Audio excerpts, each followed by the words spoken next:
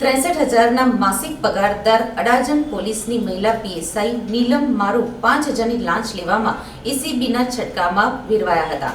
ચાલુ ફરજે રવિવારે લાંચ લેતા પકડી લેવાઈ હતી. અડાજણની એક સોસાયટીના ગેટની બહાર વાહનોના પાર્કિંગના મુદ્દે રહીશોએ 4 દુકાનદારો વિરુદ્ધમાં પોલીસમાં અરજી આપી હતી. આ અરજીની અડાજણ પોલીસના સૌરભ પોલીસ ચોકીના મહિલા પીએસઆઈ નીલમબેન મારુ કરી રહ્યા હતા. મહિલા પીએસઆઈ નીલમ મારુની વર્ષ 2016માં ડાયરેક્ટ ભરતી થઈ હતી. તેમની અમદાવાદથી સુરતમાં બદલી થઈ હતી. આ મહિલા પીએસઆઈ સાથે લાંચ માંગવામાં અન્ય એક પોલીસકર્મીની સંડોવણીની આશંકા છે. આ બાબતે એસીબીએ તપાસ લંબાવી છે. 10 દિવસ પહેલા તેઓ લાંબી રજા પરથી હાજર થયા હતા. એસીબીના સ્ટાફે તેના ઘરે પણ મોડી રાત્રે સર્ચ કર્યું છે.